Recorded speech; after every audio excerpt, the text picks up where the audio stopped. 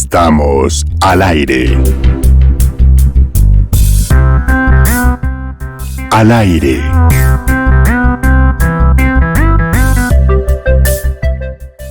Hoy tendremos con nosotros al Sherlock Holmes del periodismo investigativo colombiano con una primicia sobre la muerte de Rodrigo Lara Bonilla. Luego viajaremos por los profundos parajes ignotos de H.P. Lovecraft. Terminaremos con un amable relato de la vida de Inés Espasandín.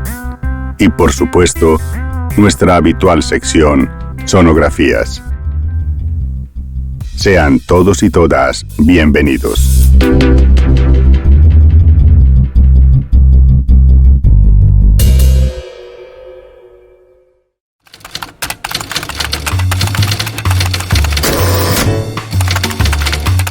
Crónicas.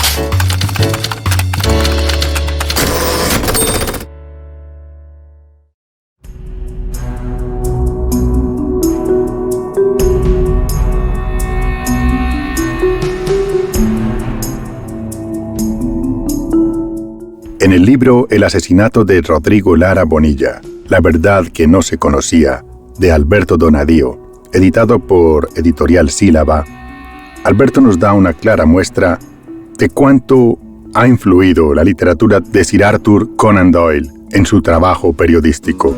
Es en verdad todo un Sherlock Holmes del periodismo investigativo. Hoy tendremos el placer de leer apartes de su libro. Para que entremos en materia, leamos la primera página que nos da una idea de cuál era el ambiente sociopolítico en el momento de los hechos.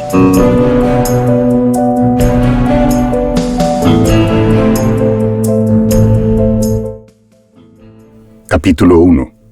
Un gran liberal. Don Guillermo Cano preguntó a raíz del asesinato del ministro de Justicia Rodrigo Lara Bonilla: ¿cuánta gente ha muerto abaleada antes del doctor Lara Bonilla por las mafias colombianas y extranjeras? La cuenta es imposible de llevar. No se equivocaba el director de El Espectador. El derramamiento de sangre había empezado mucho tiempo antes, pero solamente con el homicidio de Lara Bonilla el 30 de abril de 1984, el país se dio por notificado con un sacudimiento sin precedentes del poderío criminal de las mafias de narcotraficantes.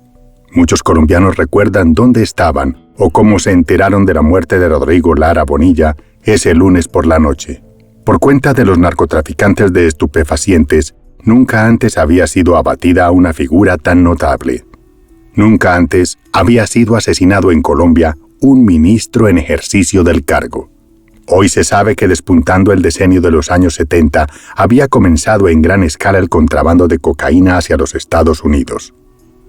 La red que montó Griselda Blanco para transportar estupefacientes a Nueva York en brasieres, fajas y jaulas para perros ya estaba operando en 1971 y la primera causa criminal en contra de la reina de la cocaína data de 1975, llamada también la Viuda Negra, la Madrina y la Gaga. Griselda Blanco de Trujillo fue la primera narcotraficante de Colombia que cayó bajo la lupa de las autoridades de los Estados Unidos. Pablo Escobar reconoció como su maestra en el crimen a Griselda Blanco, asesinada en el 2012 en una carnicería del barrio Belén, en Medellín.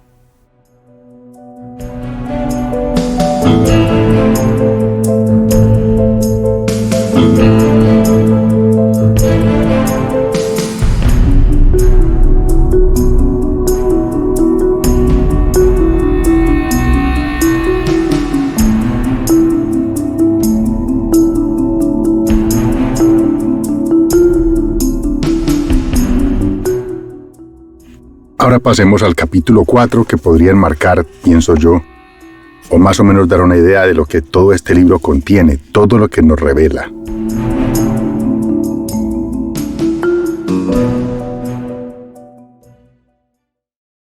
Una llamada de Germán Castro Caicedo.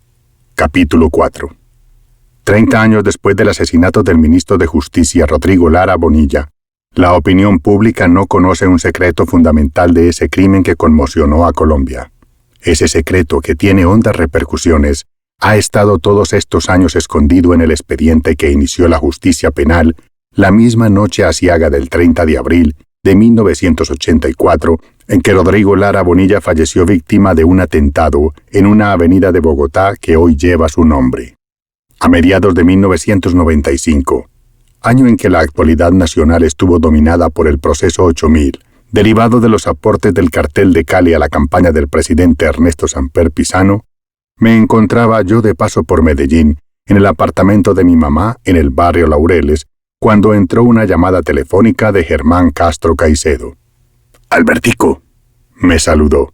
Me acordé inmediatamente de otra ocasión en que Germán me había estado buscando, en 1976, hasta cuando me localizó en esos días anteriores al celular, también en la casa materna de Medellín.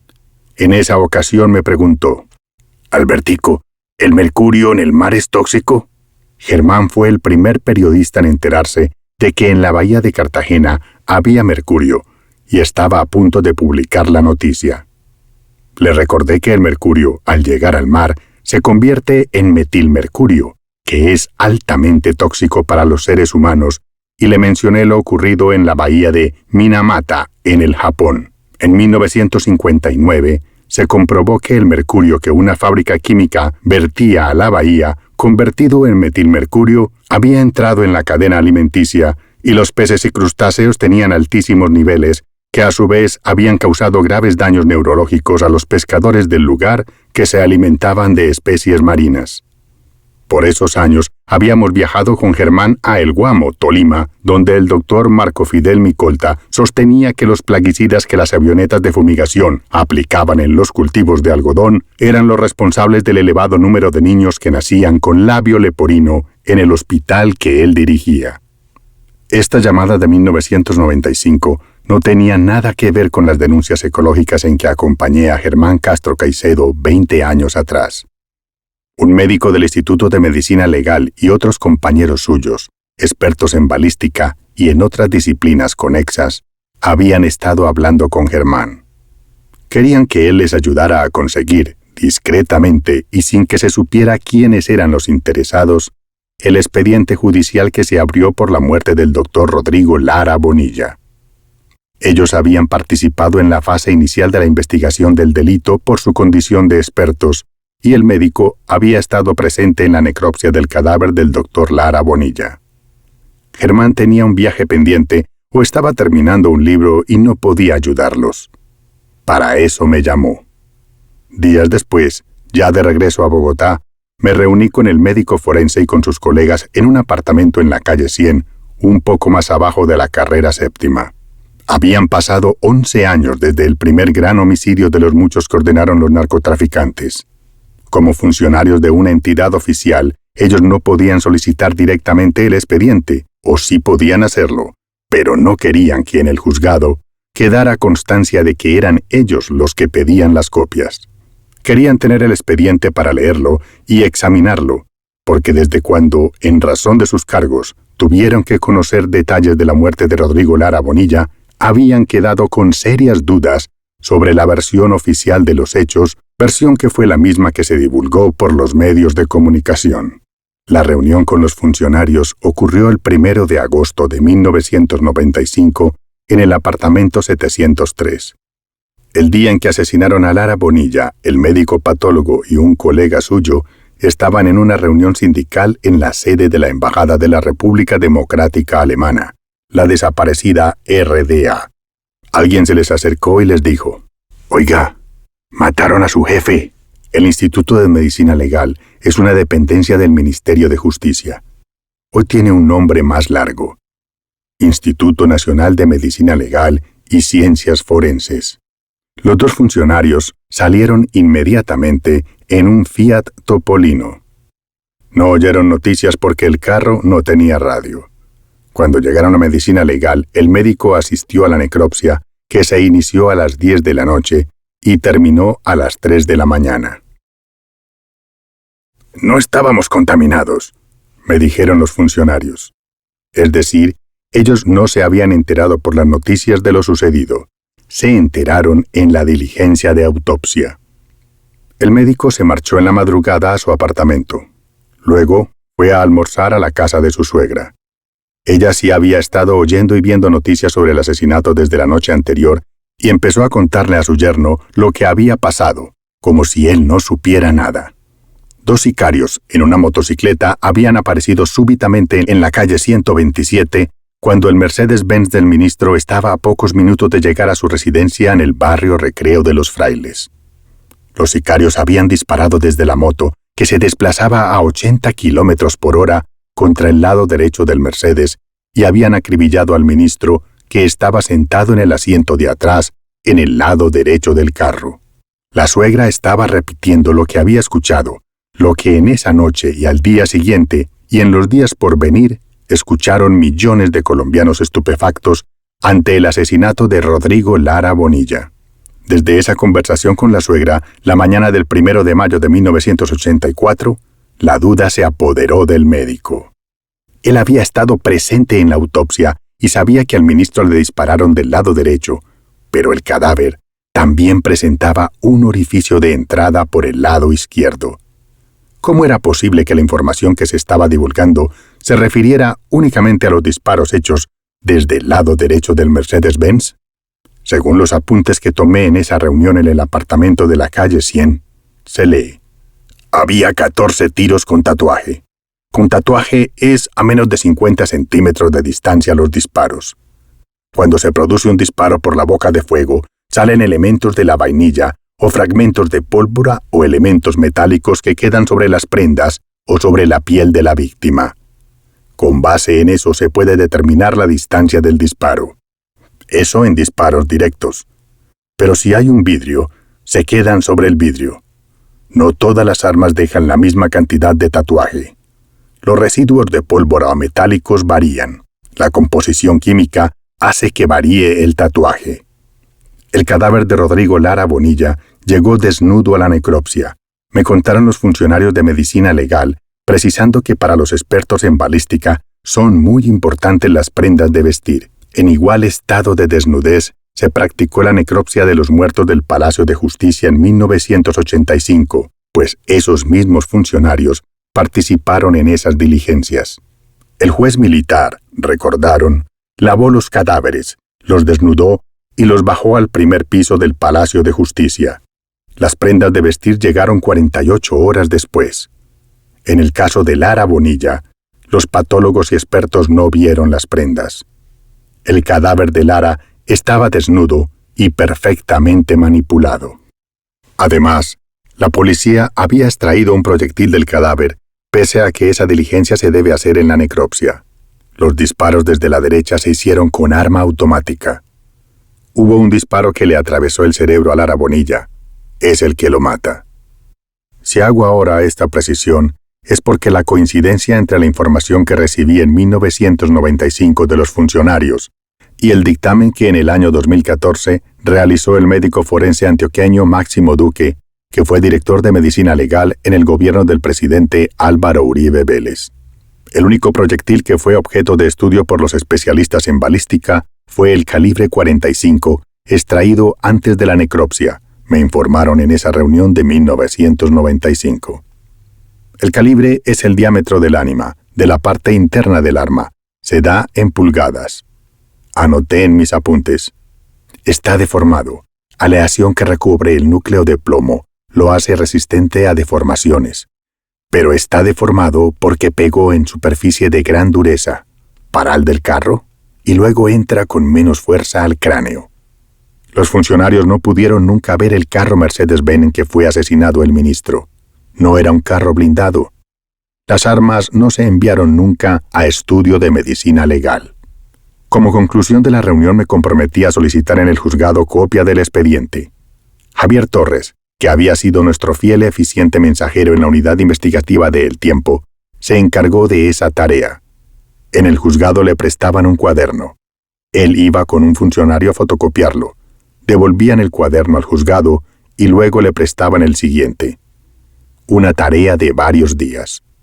Las fotocopias costaron 350,000 pesos. Una vez tuve en mi poder el expediente completo, lo entregué a los funcionarios. Ellos lo leyeron, tomaron notas, compararon datos y finalmente me dijeron que sus sospechas estaban confirmadas. la versión oficial era falsa o no era suficiente. La muerte de Rodrigo Lara Bonilla no se produjo única y solamente por obra de los disparos realizados por el parrillero de la moto. Eso de que los asesinos dispararon a 80 kilómetros por hora, según se dijo públicamente y según en el expediente declararon los choferes y los escoltas, no era creíble. En el mismo expediente habían quedado constancia de que las vainillas de los proyectiles habían sido recogidas a muy poca distancia del Mercedes-Benz. Cuando se dispara un arma desde un vehículo en movimiento y a alta velocidad, como se dijo que ocurrió con la moto, lo lógico es que las vainillas hubieran caído a varios metros de distancia. Pero lo que más sirvió para confirmar las dudas originales de los funcionarios fue que en el expediente quedaba demostrado que a Lara Bonilla también le habían disparado desde el lado izquierdo del carro.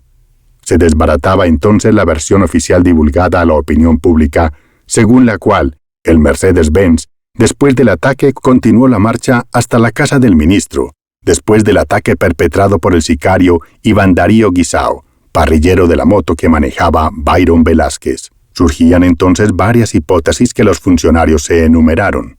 Una, que no fue cierto que el Mercedes hubiera seguido la marcha. Por el contrario, se detuvo o redujo la velocidad, y los mismos sicarios le dieron la vuelta al Mercedes y dispararon desde el lado izquierdo. Otra hipótesis. Por el lado izquierdo hubo otros atacantes. En otra moto, en un carro, no se sabe.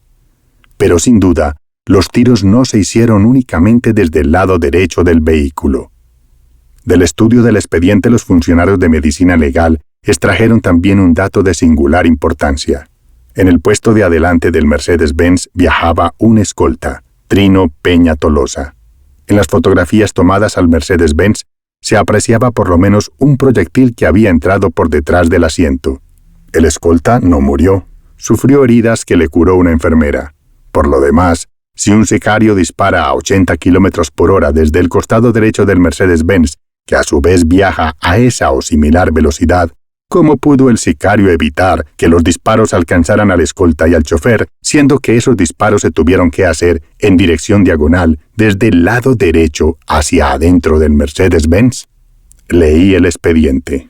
Encontré un material fabuloso, no solamente sobre el asesinato de Rodrigo Lara Bonilla, sino sobre Pablo Escobar y el cartel de Medellín. Pensé escribir un libro sobre el asesinato y sobre el cartel. La idea resultó demasiado ambiciosa. Pasó el tiempo. Debido a circunstancias de la vida y a viajes al exterior, las copias del expediente se quedaron durante años en mi apartamento en Bogotá. Perdí todo contacto con los funcionarios de medicina legal que habían llamado a Germán Castro Caicedo, salvo con uno de ellos, al que me encontré casualmente muchos años después. Estaba enfermo. Tenía que hacerse diálisis todos los días. A comienzos del 2013, en una conversación con el gran periodista Gonzalo Guillén, a quien conocí desde los años 70, pues estaba ya en la redacción de El Tiempo, donde yo trabajaba en la unidad investigativa, supe que Rodrigo Lara Restrepo, el hijo mayor de Rodrigo Lara Bonilla, estaba buscando el expediente de la muerte de su padre. No aparecía en ningún juzgado. «Yo lo tengo aquí en mi casa», le dije a Gonzalo. Mis copias habían sobrevivido a una mudanza familiar de Bogotá a Bucaramanga. En marzo de 2013, Rodrigo Lara Restrepo vino a Bucaramanga con una señora muy cercana a la familia Lara y con Gonzalo Guillén. Pensé si debía preparar a Rodrigo Lara Restrepo. Terminé contándole lo que el lector ya sabe hasta este momento, es decir, que con toda probabilidad su padre no murió según la versión pública que se conoce desde 1984. Me dijo que era la primera vez que se enteraba de los nuevos hechos. Le envié luego fotocopia de las piezas claves del expediente. Él las entregó al doctor Máximo Alberto Duque Piedrahita, especializado en medicina forense y antropología forense. El doctor Duque, que fue director de medicina legal de 2003 a 2007, tiene en Bogotá una oficina de consultoría forense que se llama MD Forensic Consultants S.A. Como consultor privado, emitió en el año 2014 un dictamen con fundamento en las copias del expediente que desde hace casi 20 años han reposado primero en mi apartamento de Bogotá y después en mi casa de Bucaramanga. El dictamen del Dr. Duque, de 27 páginas, constituye el apéndice de este libro. Es un dictamen contundente, terminante y convincente. Y lo es porque dedica varias páginas a explicar cómo en las ciencias forenses los resultados son muy variables y dependen de distintas circunstancias.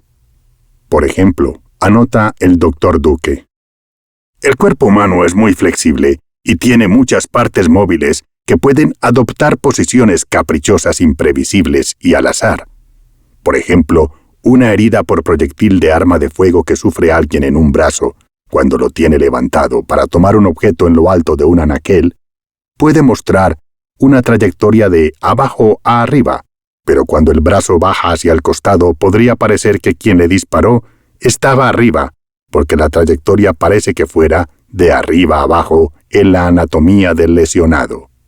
Por ello, no es posible establecer la posición entre el disparador o tirador y el blanco, solo con la información recopilada al ver las heridas en un cadáver durante la autopsia. El doctor Máximo Duque formula en el dictamen numerosas advertencias y precauciones. La persona que recibe un impacto por proyectil de arma de fuego puede caminar o tener movimientos antes de quedar inmovilizada por las lesiones. En otras palabras, la posición final de un cadáver no necesariamente representa la posición que tenía cuando recibió los impactos, ya que en la etapa agónica, la persona puede moverse de manera significativa. Esto ocurre inclusive con lesiones relativamente graves, ya que la reserva de energía y oxígeno de los músculos permite que una persona lesionada pueda caminar por varios metros o moverse aún teniendo lesiones graves en corazón o en grandes vasos. En la práctica, solo las lesiones severas en el cerebro son incapacitantes de inmediato, especialmente si comprometen tallo cerebral. Adicionalmente, para el Dr. Duque, no hay un método certero para establecer la posición entre un disparador y el blanco, examinando las lesiones que este último presente. Las aproximaciones que se hagan sobre estas posiciones son solo hipótesis. Igualmente, tampoco hay un método científicamente válido para establecer la secuencia cronológica de todos los disparos en un cuerpo cuando todas las heridas han ocurrido en un período relativamente corto, minutos. En cuanto a los disparos con armas de fuego, se pronunció así el doctor Máximo Duque: el paso del proyectil por la anatomía del blanco, esto es, su trayectoria interna, es muy variable y rara vez se encuentran trayectorias absolutamente lineales, porque al entrar en contacto con los tejidos, cada capa de células tiene una densidad distinta y ello hace que cambie la velocidad del proyectil y la trayectoria de éste. No obstante todas las advertencias y precisiones que formuló en el dictamen, en el momento de absolver el cuestionario que le presentó el hijo de Rodrigo Lara Bonilla, el doctor Máximo Duque concluyó afirmando que con toda probabilidad se presentaron hechos que difieren de la versión que dieron dentro de la investigación penal los choferes y escoltas. A la pregunta de si es posible conocer la secuencia de los disparos, respondió el doctor Duque: en la mayoría de los casos en los que ocurre una serie de disparos contra un blanco, no es posible establecer la secuencia de los impactos solamente con la información que aporte la autopsia. Usualmente, hay que combinar las diferentes fuentes de datos para hacer una aproximación. Y a reglón seguido escribió: en este caso, los testimonios dicen que el ataque de los homicidas fue por el lado derecho del vehículo, pero en el cuerpo hay al menos un impacto con trayectoria que no es compatible con esa versión.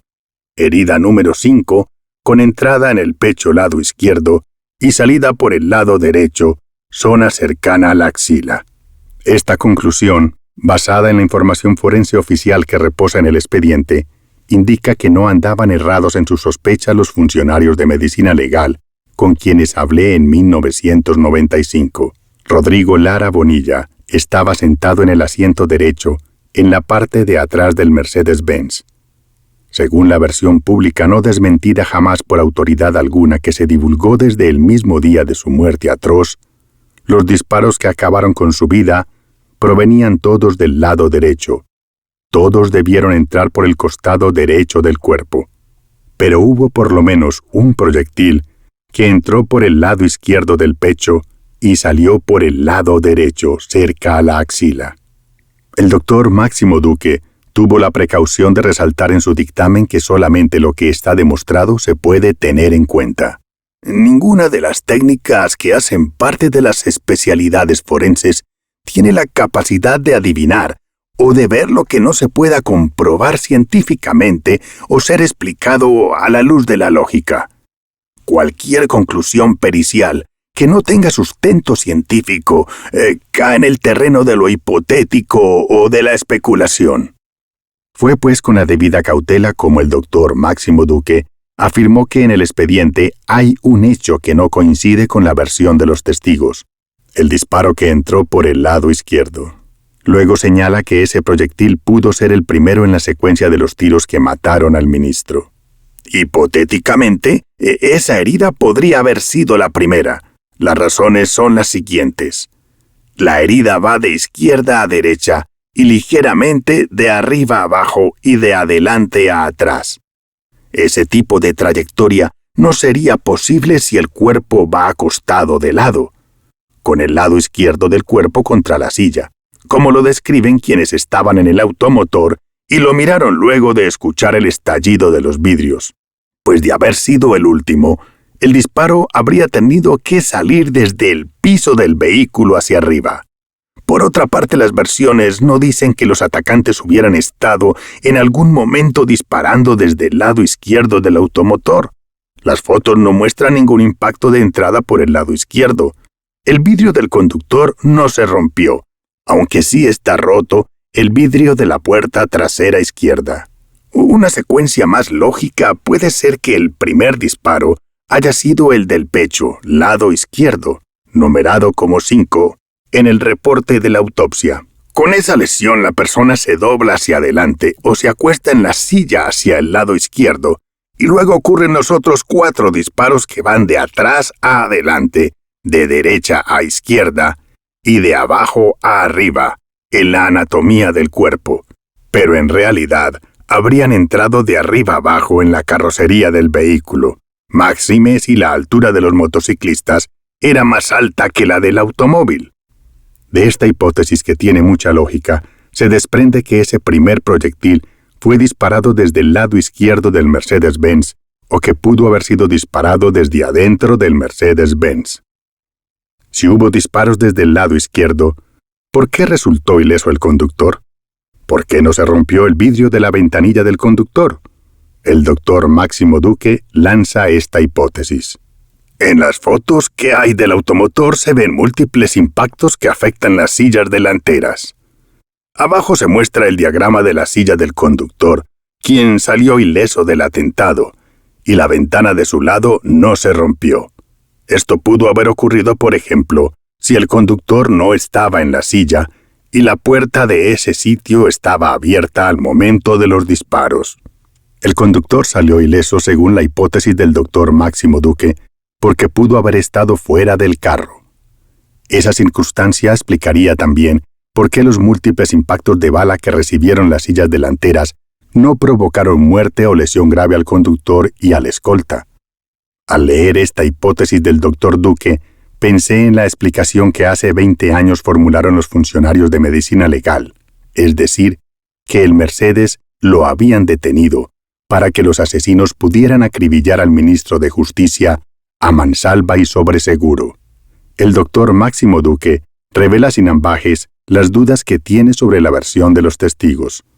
Si todos los disparos hubiesen sido realizados desde la zona trasera y derecha del vehículo, como lo muestra diagramado este dibujo, lo esperado sería una mayor afectación de las personas que estaban en las sillas delanteras, no solamente de la persona que viajaba en la zona de atrás. Si todos los disparos hubiesen sido realizados desde la zona trasera y derecha del vehículo, el doctor Duque no afirma que no lo fueron. Sencillamente señala que si esa fuera la verdad absoluta y total de lo ocurrido, a las 7:30 de la noche del 30 de abril de 1984, lo lógico y previsible era que el chofer y el escolta también se hubieran visto afectados por el tiroteo. La duda que siembra el Dr. Duque se hace todavía más seria cuando se absuelve la pregunta de si, como decían los antiguos cronistas judiciales, era posible hacer blanco en la humanidad de una persona que viajaba a 80 kilómetros por hora dentro de un vehículo atacado por un homicida que a su vez viajaba a alta velocidad sobre una moto. La respuesta del Dr. Duque: es improbable que un tirador, viajando en una motocicleta, logre impactar a un blanco que también está en movimiento a una velocidad aproximada de 80 kilómetros por hora y en horas de la noche. Si tanto el tirador como el blanco estuvieran quietos, sí sería factible lograr impactar varias veces en el blanco. El Dr. Duque no dice que sea imposible. Afirma que es improbable y enfatiza que el ataque ocurrió de noche. El paraje era entonces oscuro, frente a un terreno no habitado ni iluminado, como se afirma en el expediente. Varias dudas adicionales planteó el Dr. Duque al contestar la misma pregunta sobre ese sicario de Medellín, que tendría que ser el mejor tirador del mundo. En este caso, el armamento encontrado a los hombres que viajaban en la moto era de tipo armamento corto, que tiene precisión efectiva a corta distancia, pero no a larga distancia. El arma que impactó al Dr. Lara Bonilla, al menos el disparo numerado como 4, cuyo proyectil se recuperó, era de calibre .45, el cual es relativamente grande y potente. Produce un retroceso fuerte al disparar. El arma tiende a moverse con la fuerza de la detonación del cartucho, y eso también afecta la precisión. Y otra situación es que el blanco se puede mover con cada disparo, es decir, que la reacción de la persona herida conlleva que se mueva, o al menos que su posición varíe en mayor o menor proporción. Por lo antes explicado, es improbable que un tirador en movimiento impacte varias veces a un blanco que también estaba en movimiento. De lo dicho surge una contradicción formidable con la versión de los testigos. Es una contradicción derivada de una circunstancia que no requiere conocimientos en ciencias forenses. Un cuerpo al cual se le dispara se mueve por la reacción instintiva de quien todavía no ha muerto, por el efecto de los disparos que lo zarandean y también por el movimiento del vehículo a una alta velocidad de 80 kilómetros por hora. No parece creíble y no es probable que la muerte de Rodrigo Lara Bonilla haya ocurrido como durante 30 años se ha pensado que ocurrió. El cuerpo herido del ministro tuvo que haberse movido dentro del Mercedes-Benz por la velocidad en el que el vehículo viajaba, por los proyectiles que se le disparaban. Eso requería una pericia única en el tirador, un sicario de Medellín, sin el entrenamiento que reciben las fuerzas especiales de asalto. La realidad probablemente fue otra. Ese sicario pudo acertar y acabar con la humanidad del ministro porque el Mercedes-Benz estaba detenido. Porque probablemente los funcionarios del Departamento Administrativo de Seguridad, DAS, pararon el vehículo y facilitaron el asesinato, o permitieron que los mismos u otros sicarios dispararan también desde el lado izquierdo del Mercedes-Benz, si es que no fueron ellos mismos, los choferes y escoltas, los que también dispararon, tal vez incluso desde adentro del Mercedes-Benz. Repárese además en otra extraordinaria revelación del Dr. Duque. La lata de la puerta del lado donde iba sentado el ministro no presenta perforación alguna. Sugiere el Dr. Duque que ello se debe a que la puerta estaba abierta. Es difícil pensar en otra explicación. Si fuera cierto que el sicario disparó la ametralladora desde la moto a alta velocidad contra ese costado del carro, ¿cómo logró que ningún proyectil interesara la parte metálica de la puerta? Una única cosa es cierta a 30 años de distancia de este primer gran asesinato ordenado por los narcotraficantes. La versión oficial que trascendió a la opinión pública es falsa o gravemente incompleta.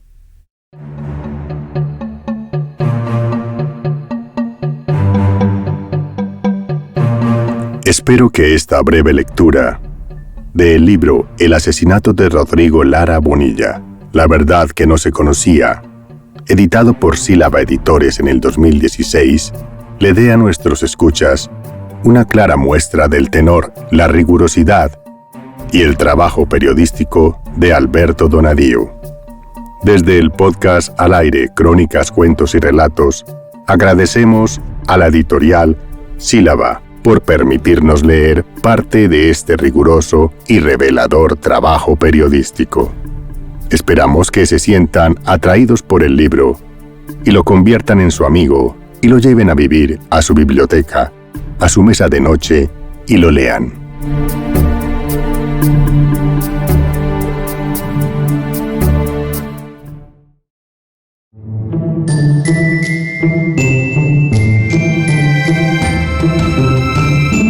Cuentos.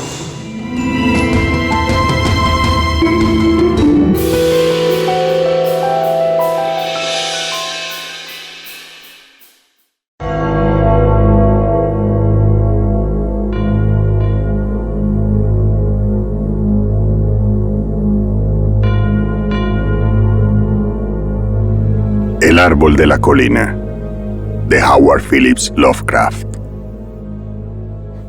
Al sureste de Habden, cerca de la tortuosa garganta que excava el río Salmón, se extiende una cadena de colinas escarpadas y rocosas que han desafiado cualquier intento de colonización. Los cañones son demasiado profundos, los precipicios demasiado escarpados como para que nadie, excepto el ganado transhumante, visite el lugar. La última vez que me acerqué a Habden, la región, conocida como el infierno, formaba parte de la reserva del bosque de la Montaña Azul. Ninguna carretera comunica este lugar inaccesible con el mundo exterior, y los montañeses dicen que es un trozo del jardín de su majestad Satán trasplantado a la tierra. Una leyenda local asegura que la zona está hechizada, aunque nadie sabe exactamente el porqué. Los lugareños no se atreven a aventurarse en sus misteriosas profundidades y dan crédito a las historias que cuentan los indios, antiguos moradores de la región, desde hace incontables generaciones, acerca de unos demonios gigantes venidos del exterior que habitaban en estos parajes. Estas sugerentes leyendas estimularon mi curiosidad. La primera, y gracias a Dios, última vez que visité aquellas colinas, tuvo lugar en el verano de 1938, cuando vivía en Habden con Constantin Tenius. Él estaba escribiendo un tratado sobre la mitología egipcia, por lo que yo me encontraba solo la mayoría del tiempo, a pesar de que ambos compartíamos un pequeño apartamento en la calle Beacon que miraba a la infame Casa del Pirata, construida por Exeter Jones hacía 60 años. La mañana del 23 de junio, me sorprendió caminando por aquellas siniestras y tenebrosas colinas, que a aquellas horas, las 7 de la mañana, parecían bastante ordinarias. Me alejé 7 millas hacia el sur de Habden, y entonces ocurrió algo inesperado. Estaba escalando por una pendiente herbosa que se abría sobre un cañón particularmente profundo, cuando llegué a una zona que se hallaba totalmente desprovista de la hierba y vegetación propia de la zona. Se extendía hacia el sur, y pensé que se había producido algún incendio, pero después de un examen más minucioso, no encontré ningún resto del posible fuego. Los acantilados y precipicios cercanos parecían horriblemente chamuscados, como si alguna gigantesca antorcha los hubiese barrido, haciendo desaparecer toda su vegetación. Y aún así, seguía sin encontrar ninguna evidencia de que se hubiese producido un incendio. Caminaba sobre un suelo rocoso y sólido, sobre el que nada florecía. Mientras intentaba descubrir el núcleo central de esta zona desolada, me di cuenta de que en el lugar había un extraño silencio. No se veía ningún ave, ninguna liebre. Incluso los insectos parecían rehuir la zona. Me encaramé a la cima de un pequeño montículo, intentando calibrar la extensión de aquel paraje inexplicable y triste. Entonces vi el árbol solitario. Se hallaba en una colina un poco más alta que las circundantes, de tal forma que enseguida lo descubrí, pues contrastaba con la soledad del lugar. No había visto ningún árbol en varias millas a la redonda. Algún arbusto retorcido cargado de bayas, que crecía encaramado a la roca, pero ningún árbol. Era muy extraño descubrir uno precisamente en la cima de la colina. Atravesé 2 pequeños cañones antes de llegar al sitio. Me esperaba una sorpresa. No era un pino, ni un abeto, ni un almés. Jamás había visto en toda mi existencia algo que se le pareciera, y gracias a Dios jamás he vuelto a ver uno igual. Se parecía a un roble más que a cualquier otro tipo de árbol. Era enorme, con un tronco nudoso que medía más de 1 metro de diámetro y unas inmensas ramas que sobresalían del tronco a tan solo unos pies del suelo. Las hojas tenían forma redondeada y todas tenían un curioso parecido entre sí.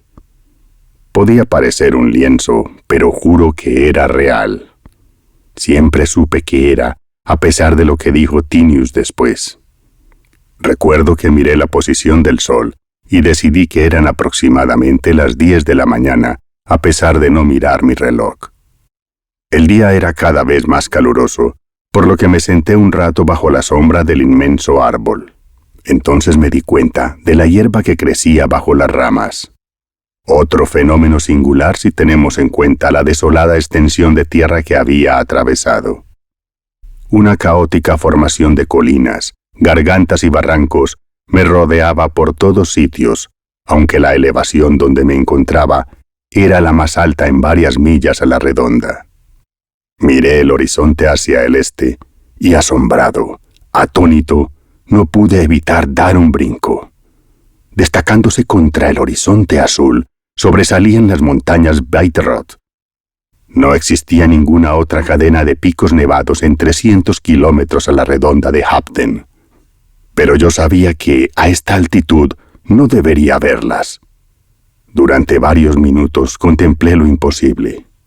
Después, comencé a sentir una especie de modorra.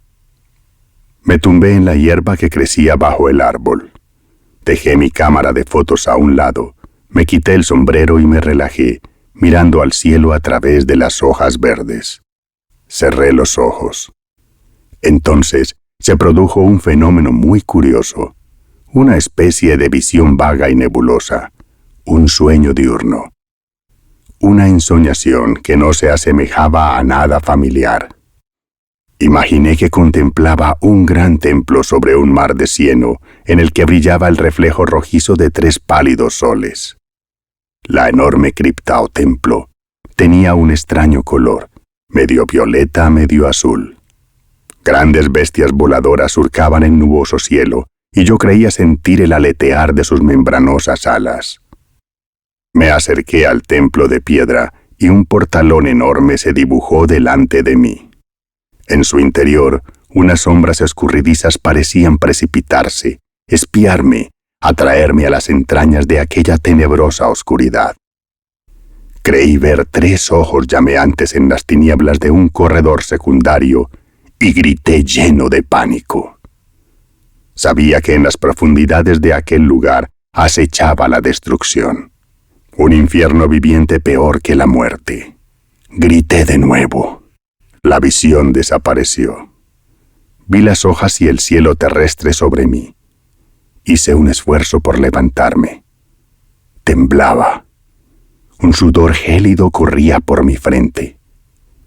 Tuve unas ganas locas de huir, correr ciegamente alejándome de aquel tétrico árbol sobre la colina, pero deseché estos temores absurdos y me senté, tratando de tranquilizar mis sentidos. Jamás había tenido un sueño tan vívido, tan horripilante. ¿Qué había producido esta visión? Últimamente había leído varios de los libros de Tinius sobre el antiguo Egipto. Meneé la cabeza y decidí que era hora de comer algo. Sin embargo, no pude disfrutar de la comida. Entonces tuve una idea. Saqué varias instantáneas del árbol para mostrárselas a Tinius, seguro de que las fotos lo sacarían de su habitual estado de indiferencia. A lo mejor le contaba el sueño que había tenido. Abrí el objetivo de mi cámara y tomé media docena de instantáneas del árbol. También hice otra de la cadena de picos nevados que se extendía en el horizonte. Pretendía volver y las fotos podrían servir de ayuda. Guardé la cámara y volví a sentarme sobre la suave hierba. ¿Era posible que aquel lugar bajo el árbol estuviese hechizado? Sentía pocas ganas de irme. Miré las curiosas hojas redondeadas. Cerré los ojos. Una suave brisa meció las ramas del árbol, produciendo musicales murmullos que me arrullaban. Y de repente vi de nuevo el pálido cielo rojizo y los 3 soles. Las tierras de las 3 sombras. Otra vez contemplaba el enorme templo. Era como si flotase en el aire, un espíritu sin cuerpo explorando las maravillas de un mundo loco y multidimensional. Las cornisas inexplicables del templo me aterrorizaban y supe que aquel lugar no había sido jamás contemplado ni en los más locos sueños de los hombres. De nuevo, aquel inmenso portalón bostezó delante de mí, y yo era atraído hacia las tinieblas del interior. Era como si mirase el espacio ilimitado. Vi el abismo, algo que no puedo describir en palabras. Un pozo negro, sin fondo, lleno de seres innominables y sin forma, cosas delirantes, salvajes, tan sutiles como la bruma del Shambhala. Mi alma se encogió. Tenía un pánico devastador. Grité salvajemente, creyendo que pronto me volvería loco. Corrí dentro del sueño, corrí preso de un miedo salvaje, aunque no sabía hacia dónde iba. Salí de aquel horrible templo y de aquel abismo infernal, aunque sabía, de alguna manera, que volvería. Por fin pude abrir los ojos. Ya no estaba bajo el árbol. Yacía con las ropas desordenadas y sucias en una ladera rocosa. Me sangraban las manos. Me erguí, mirando a mi alrededor. Reconocí dónde me hallaba. Era el mismo sitio donde había contemplado por primera vez toda aquella requemada región. Había estado caminando varias millas inconsciente. No vi aquel árbol, lo cual me alegró. Incluso las perneras del pantalón estaban vueltas, como si me hubiese estado arrastrando parte del camino. Observé la posición del sol. Atardecía. ¿Dónde había estado? Miré la hora en el reloj. Se había parado a las 10:34.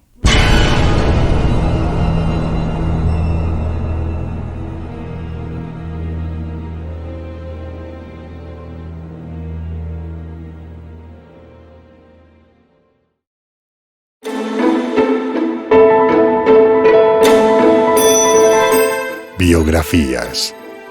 Hoy, Inés Espasandín, a la vera de la aventura.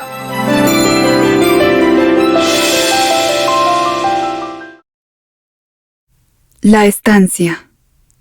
Como en un vaso lleno en ello mis dolores, de recuerdos lejanos y de funestas desgracias, y las tristes nostalgias de mi alma yo daría flores, y el duelo de mi corazón, triste de fiestas. Rubén Darío. Durante las vacaciones de verano, regresábamos con mi primo a la estancia, que mi padre compartía en copropiedad con sus 3 hermanos. Los 4 hermanos habían heredado el campo de su madre, quien lo había heredado a su vez de sus abuelos, quienes habían emigrado de los Países Vascos en los años 1800, y habían comprado esas tierras donde se instalaron definitivamente en el centro del pequeño y floreciente país de América del Sur. La estancia fue propiedad de la familia durante más de 100 años. Esas vueltas al campo eran para mí como volver al paraíso en el que había vivido mis primeros años. Mi primo y yo teníamos mucho de qué conversar y de qué contarles a mis primas, sus hermanitas, que dada su corta edad, todavía no asistían a la escuela.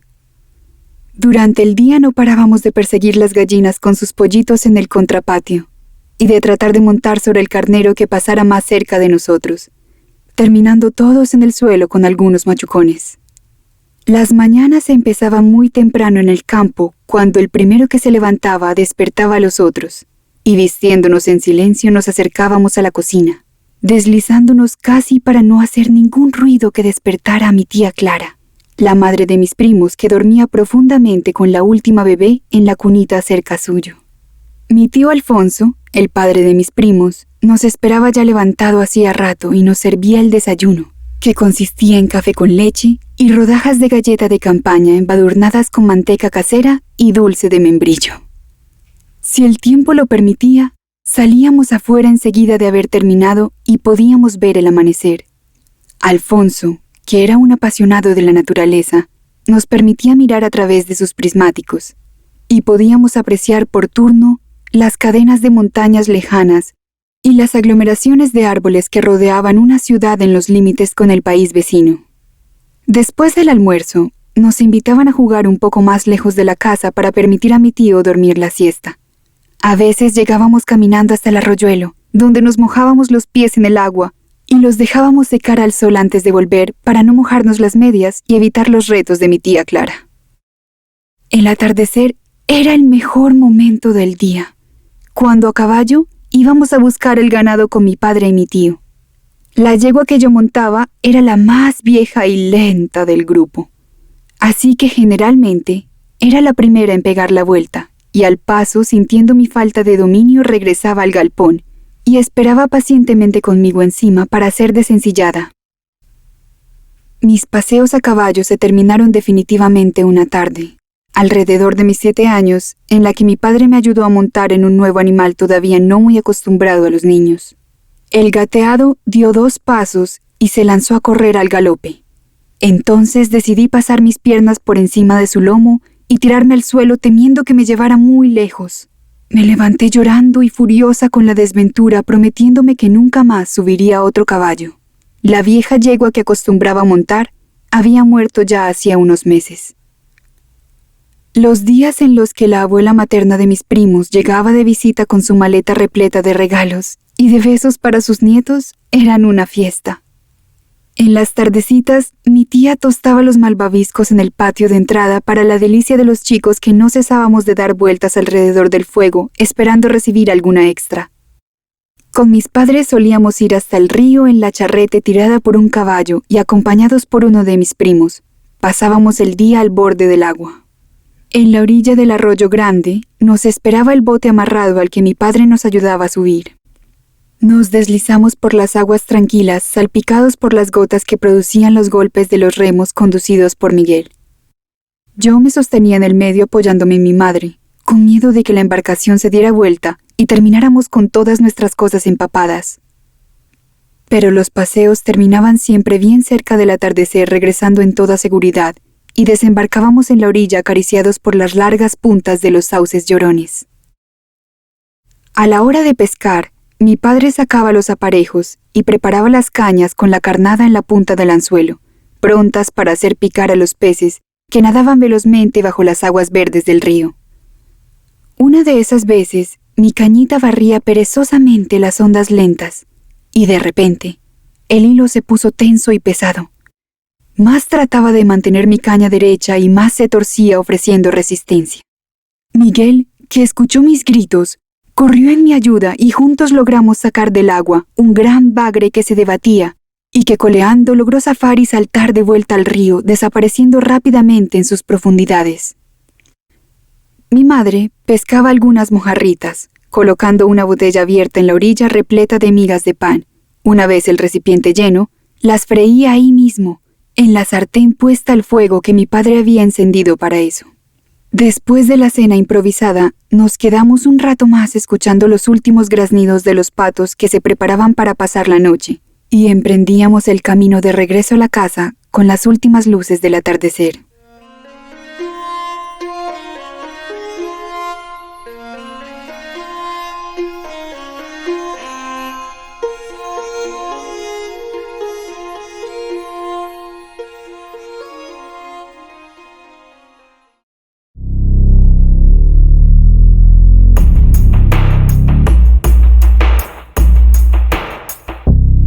Sonografías.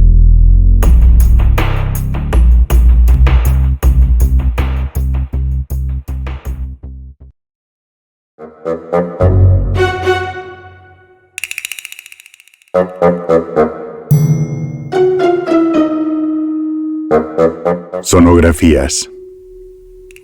Los sonidos creando imágenes. Muy posiblemente, esta sonografía te haga pensar en cosas muy distintas.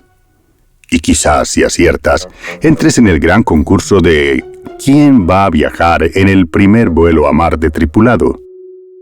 Muy posiblemente, uno de los oyentes de Al Aire, Crónicas, Sueños y Relatos. Perdón, ¿dije sueños?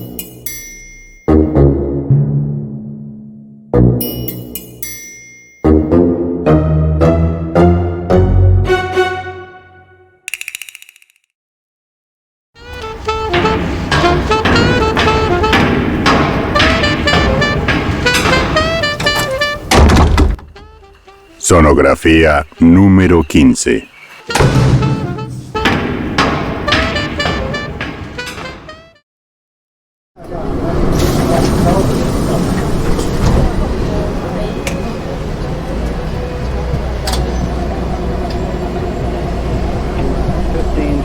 Guidance is internal. 12, 11, 10, 9. Ignition sequence start. 6, 5, 4, 3, 2, 1, 0. All engine running.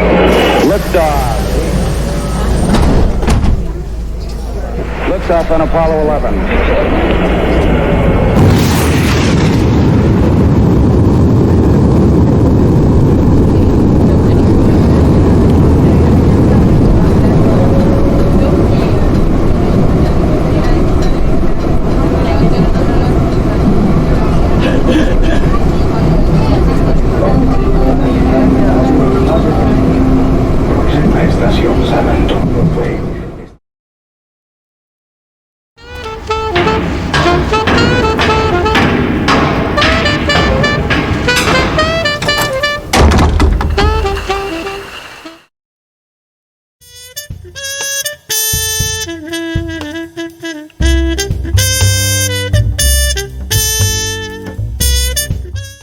Y así, amigos y amigas, hemos llegado al final del episodio número 16.